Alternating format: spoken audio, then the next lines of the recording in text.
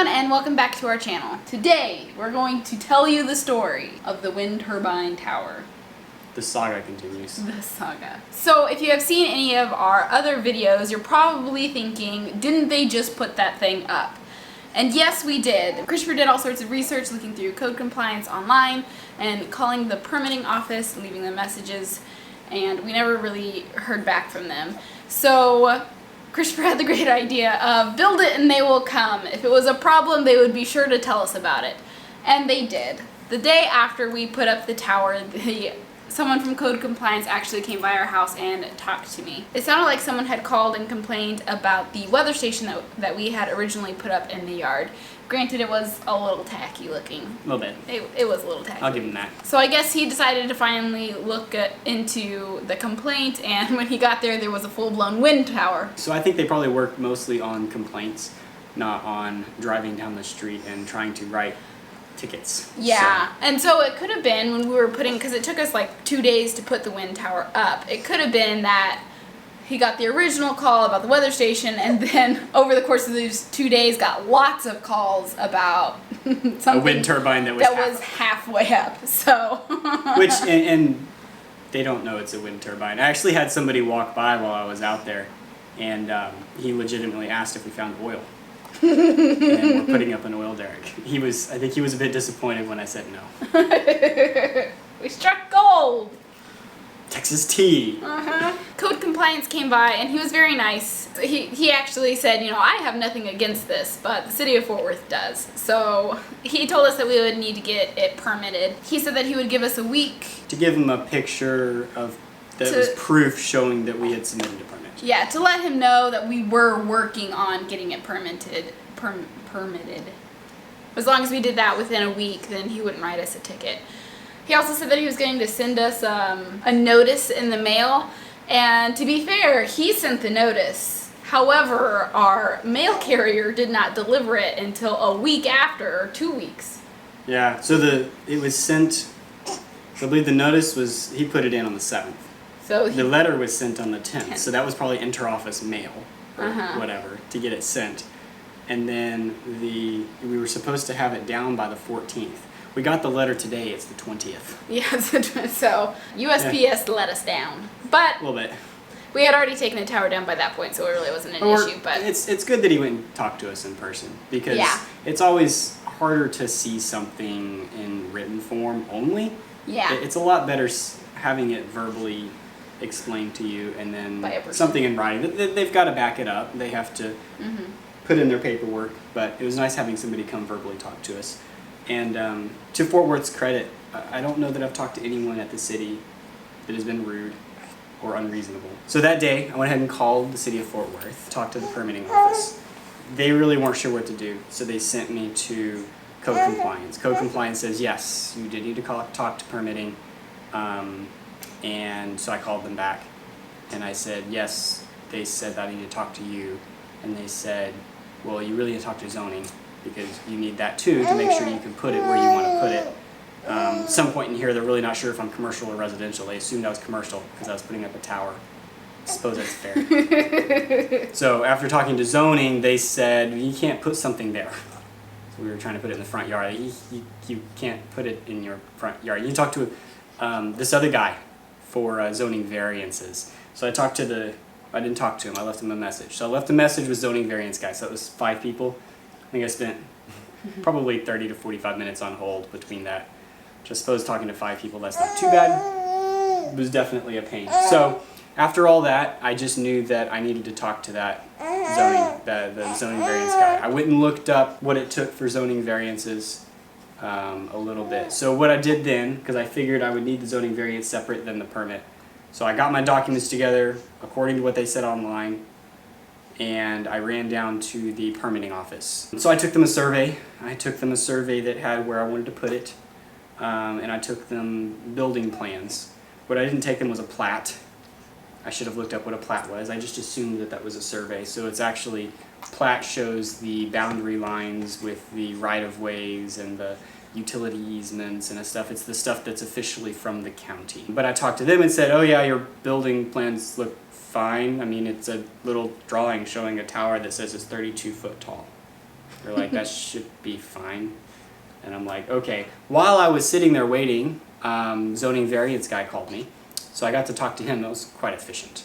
And he said, yeah, you would definitely need a variance. So the variance would go before a 9-member panel. And their decision criteria is supposed to be based upon, do you need a variance to put this thing in a different place? Because that's the only place you can put it. So in our case, it would be like if you can't put it in the backyard. So he already had ours pulled up on a map. And he said, well, why don't we put it here? Why don't we put it here? He actually was making suggestions. He confirmed in zoning, it says your backyard is behind the front wall of your house. So I wasn't sure with the apartment in the backyard if they were going to consider that front wall, the front wall. But no, he said that if it was on the east side of the driveway, it would be fine. And that it would only have to be 10 feet away from the road where the driveway comes in. So it was like, that's a relatively flat spot. It slopes a little bit, but we could put it there. So we had the choice. We could do a zoning variance, or we could go ahead and put it somewhere where it's technically our backyard. It would be fully visible to the front. It's not behind a fence. It's just sitting by the driveway. So that's probably the direction we're going to go. We do technically have a place that we can put the tower that's not in the front yard. There's an unused septic tank in the front yard that collects rainwater. Whenever it rains, it like fills up. Right. It collects a lot of water. So what we wanted to do was to use the power from the wind turbine to pump the water up out of the tank into a holding tank on the tower, and then use that to gravity feed irrigation out to our garden. So in that sense, we could probably apply for a variance because you would need to put it there. You couldn't put it somewhere else if that was your purpose for putting it there. Yes. But a variance costs $300, and we're really not sure if we want to put that much into it right now. If anybody's been through something similar, feel free to comment. Let us know what your experience was. She's getting very tired. Is it time for bed? She's just slapping you. Guys! The other big thing is that when I was at the office the second time, because the first time I didn't have my plat, right? So the second time I got my plat, I redid the surveys showing that it was going to be behind the driveway instead of out in the front yard, because we figure we could always tackle the front yard one later. So I brought them 2 copies of the plats. I brought them 2 copies of the survey showing where we wanted to put it. So the site plan. I brought them 2 copies of my building plans for the tower itself. I brought them the application, and I got to sit down with a permitting person who looked at me with a blank stare, wondering what in the world I was doing. She'd never done one of these before. Didn't know about putting wind turbines up. This is weird, and it's 32 foot tall. It's not a shed. I believe it's anything over like 120 square feet shed, you've got to have a permit for. If you've got to put on a slab, you have a permit for it. If you put up, I'm sure it's fencing, you do a permit for it. So I'm sure a lot of this is fairly simple stuff that they deal with. And I'm going to throw them a curveball because that's what I do. I throw curveballs. I like throwing curveballs. So this is going to be a fun process. But they told me, oh, this tower, because she went and talked to somebody, because you go talk to your senior when you're not sure what to do. That's what I do. And he said, you need engineered plans for the tower. To which I said, No. Why? And they said because it was wood. To which I said, that doesn't match what the website says. Because the website specifically says if it's a metal structure like a carport, like a metal carport, which they don't allow carports, so I don't know why they use that example. But for a metal structure like a carport that they don't allow, you need engineered plans for it. But for wooden structures, you do not. So sheds, you don't have to have it, even though you walk into a shed and you walk under a carport. Not sure. So I wasn't sure about that rule anyway, and so they went back and they deliberated some more, and they came back and said, no, you need it because it's so tall, because it's 32 foot tall. And in this process, they decided that 35 feet is the highest, so 32 foot plus 3 foot for wind turbine, that'd be about right. It'd actually be 4 foot for the wind turbine, but I have some ability to lop off a little bit of the tower. I could keep under 35 feet. It would work really great for the height that I made it. So they came back and said, no, because it's too tall. And I said, can I please, and I tried to be really nice. I said, can I please find out where that is in writing? Because I need to be able to reference it, since anytime I talk to somebody, it's always a different story. So I need to have a clear direction to go. This is the second time I've been there, and I had a different story the first time. And now I've got a different story in person again. And so I wanted to make sure that if I'm going down a road and paying an engineer $600 to engineer a tower, that they don't suddenly decide that the highest height is 28 feet and I've got to go redesign everything. So I still don't have how tall it's supposed to be in writing. I really don't know where that exists. And they told me that the engineered designs are required because it's not called out anywhere else, because it's not a standard structure. It's not just a shed or a carport or a fence that's standard, that they've dealt with, that they know is gonna be fine, I guess. It's not a flagpole that's already engineered to be a certain height. It's not an antenna that's engineered to be a certain height. This is a tower that is different.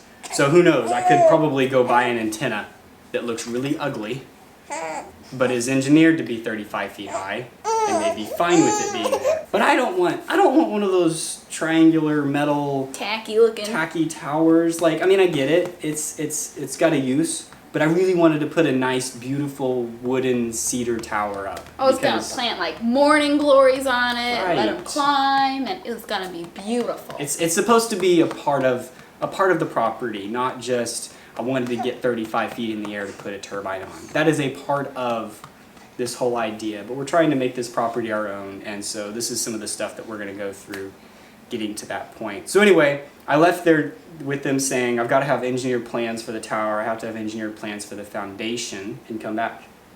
Yep. So I've sent out requests to many engineering firms, and so far I've gotten 2 or 3 no's. I've gotten 1 reference and no other responses. So if anyone knows an engineering firm that might be willing to take on an odd project, I'm not sure. I think they charge $150 or $200 an hour. I'm not sure. I know it's pretty pricey, but maybe if I can get something engineered, then we'd be able to offer it for a much less costly price, make up some of what we spend on the engineering that I did, on the engineering stamp that someone gives, assuming that they can put it all into their load calculations and say yes, that's approved, or give me places where there has to be new bolts or better ties together, and a foundation that's engineered. So I mean, if we have to spend some money on it, we can, and maybe we can offer it as a product for much less for somebody else to do. They wouldn't have to spend thousands on plans in order to get this approved, because I'm fairly certain that engineered plans would be cross state lines, and I don't think that would be a problem. So anyway, if anyone knows an engineering firm, I assume that would be like a civil engineering firm or a structural engineer firm. That would be good to have a contact like that. Because we're gonna do some other weird things. We have a well on our property that I'd really like to get functioning again. It's true. In our front yard. Don't tell the city. It's also got like a 500-gallon tank right next to the well. Yeah. Maybe we should just use that for our drip irrigation. There you go. Anyway, we will keep you updated on how this goes. Currently the tower is laying on our little Harbor Freight trailer in the driveway, waiting for us to figure out what we're going to do with it. Come check it out, hit the subscribe button, and as you know, YouTube doesn't always tell you every time someone uploads a video if you're subscribed to their channel. So if you want to know every video that we upload, hit the bell, and YouTube will send you a notification anytime we upload a video. So some of our videos are vlogs, sometimes it's talking about what we've done that week, sometimes it's a fun car that I'm working on, which, by the way, we picked one up yesterday. Yes. So if you're interested in one or more of those topics, you're welcome to ignore most of our videos if you like, but if you like 1 out of 10 and you get a notification, you should go watch it. We hope you enjoyed this video, and we will see you soon. Bye. Bye.